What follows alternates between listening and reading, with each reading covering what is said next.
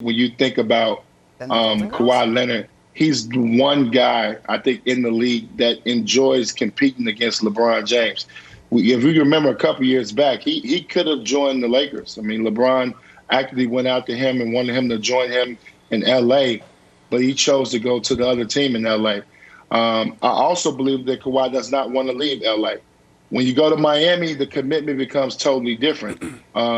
Pat Riley's going to make you practice. You know, they're going to have a list of demands. It's not going to be this. You get days off. You're going to have to practice and compete every day.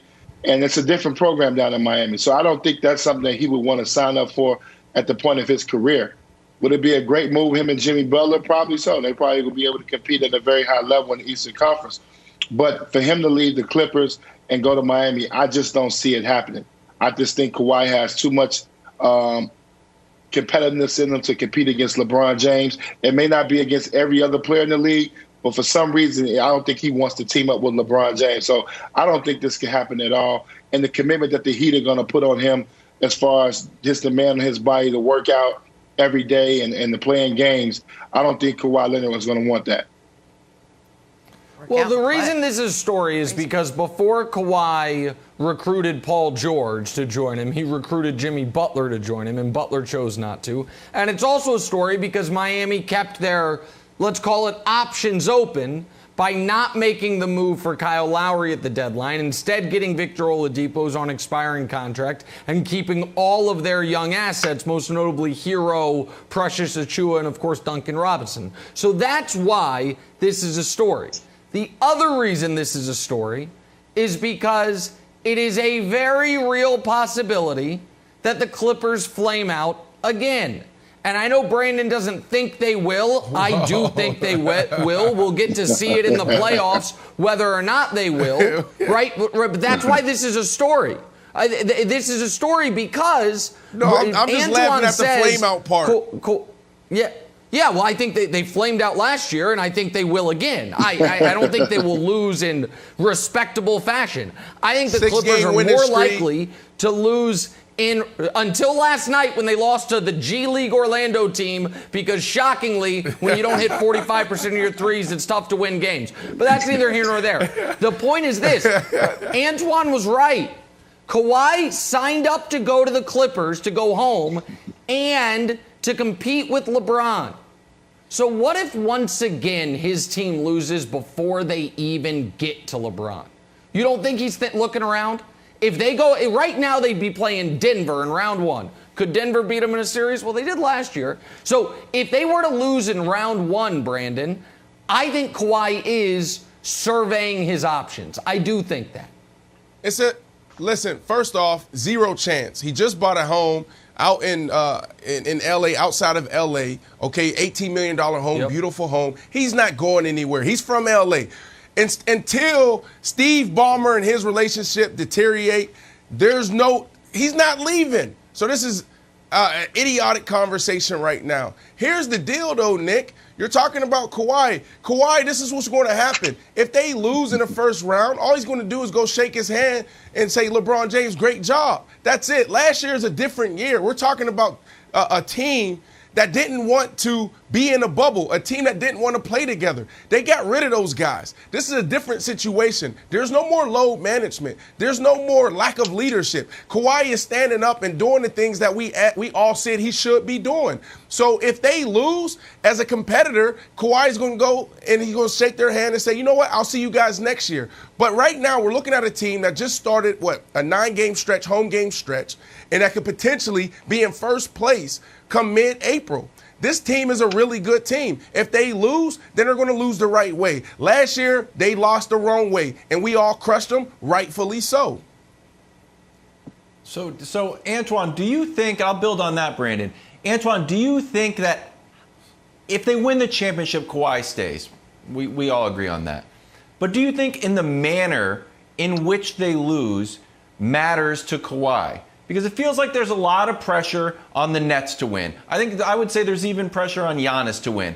I don't know how much pressure there is on Kawhi to win. It doesn't feel like anyone's outside of Brandon, really thinks that they have a shot at the championship. It doesn't feel like they're in that upper echelon. Do you think there's a tremendous amount of pressure for him to win? Well, I think it's pressure, especially from the Clippers organization. Obviously, they probably would love to sign Kawhi back because of the things that they gave up to get Kawhi and Paul George. I mean, they basically leveraged their whole future. That's why Paul George got the contract that he got. But I think for Kawhi Leonard, I think one thing that he likes to do is compete. And the reason I say that is LeBron won a couple titles in Miami. So that's why I really believe he don't want to go to Miami. He doesn't want to follow in the footsteps of LeBron. He is one of the few guys, I think, in this league that enjoys competing against him. I think he wants to compete against LeBron in the Western Conference Finals and see if he can beat him, with him being the main guy on the team.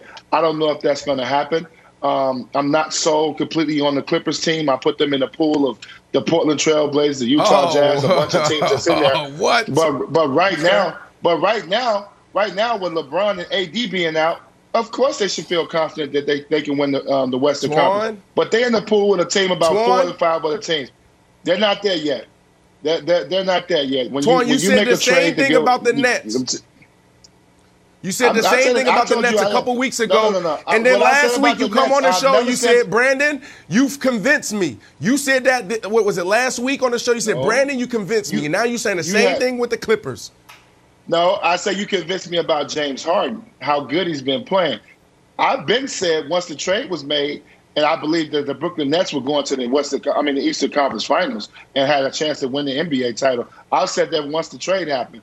But James Harden is doing a terrific job. He's up for MVP. He's playing great basketball.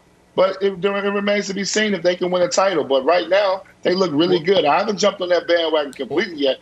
But I have said is James Harden is starting to look like that MVP guy.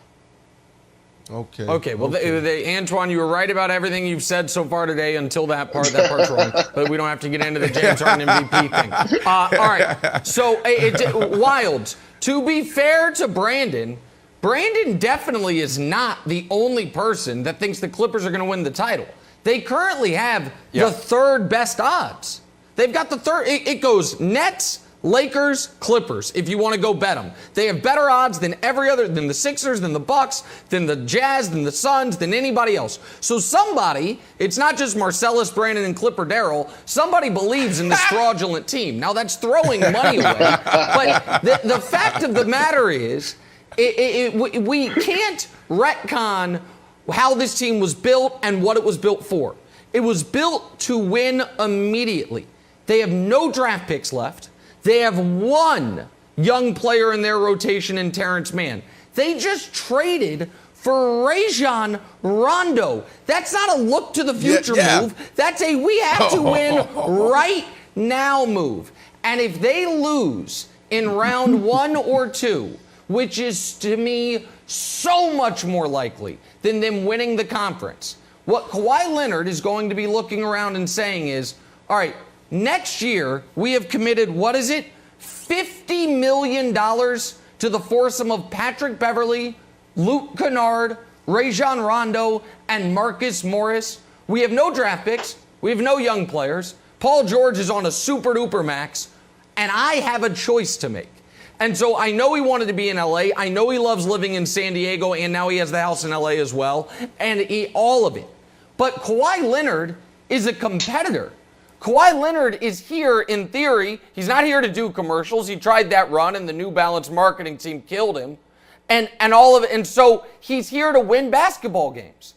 And if the Clippers end up looking like the 7th best team in the NBA after 2 years together, I think Kawhi Leonard is going to be evaluating all his options, and Pat Riley is always ready for it. Thanks for watching. Subscribe here to get the latest from the show. Also, be sure to check out more of the best clips from First Things First, or go watch a few segments from our other shows on FS1.